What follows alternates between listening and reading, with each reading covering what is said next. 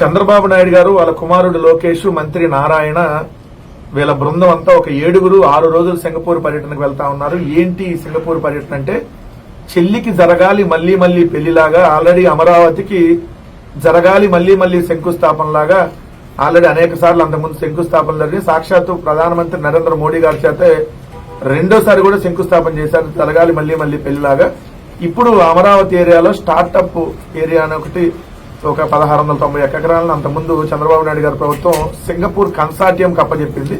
ఎవరి Singapore consortium అంటే వీళ్ళు సింగపూర్ ప్రభుత్వం కాదు, సింగపూర్ లో ఉన్నటువంటి ప్రైవేటు సంస్థలు.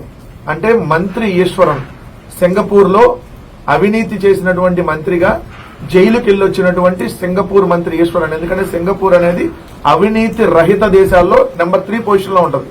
అంటే సింగపూర్ లాంటి దేశాల్లో అవినీతి జరగదు, చాలా రేర్ కేసు. అలాంటిది ఒక మంత్రి ఈశ్వరన్ అనేటటువంటి వ్యక్తి చంద్రబాబు నాయుడు గారికి అత్యంత సన్నిహితుడు. అతను ఆల్రెడీ అవినీతి కేసులో ఫార్ములా 1కి సంబంధించినటువంటి కేసులో ఆల్రెడీ అరెస్ట్ అయ్యి జైలుకు కూడా వెళ్లి జైలు శిక్ష కూడా అనుభవించి బయటికి వచ్చాడు.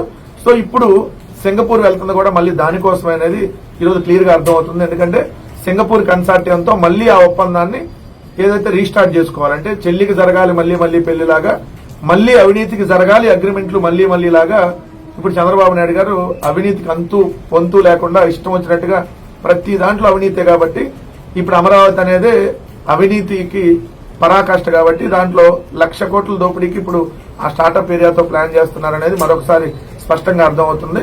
స్టార్టప్ ఏరియా పేరుతో 1690 ఎకరాలని అప్పుడు చంద్రబాబు నాయుడు గారి ప్రభుత్వం సింగపూర్ సంస్థల కన్సార్టియంకి అప్పచెప్పింది. సో దాంట్లో 371 ఎకరాలనేమో ఇక్కడ రాష్ట్ర ప్రభుత్వం మౌలిక సదుపాయాలు కేటాయించి డెవలప్ చేయాలి, ఒక 5,000 కోట్లకు పైగా ఖర్చు అయ్యిందని అప్పుడే ప్రపోజల్ పెట్టారు. తొలి విడతలో రెండో దశలో కానీ మొత్తం 250 ఎకరాలని సింగపూర్ కన్సార్టియంకి ఉచితంగా అప్పచెబుతారు. 170 ఎకరాలను ప్లాట్లు వేసి అమ్ముతారు. వాళ్ళు ఒకవేళ ప్రభుత్వంగానే ఒప్పందం ఒకవేళ రద్దు చేసుకుంటే ఒప్పందం 150 రెట్లు 150% మేర అపరాధ రుసుము వాళ్ళకి చెల్లించాలి సింగపూర్ కన్సార్టియంకి. అలాంటి ఒప్పందాలు పెట్టుకున్నారు. రెండోది ఇక్కడ ఏమైనా కోర్టు కేసులు వస్తే లండన్ కోర్టుకు వెళ్లి అక్కడ కోర్టులోనే పరిష్కరించుకోవాలనేటువంటి పెట్టారు.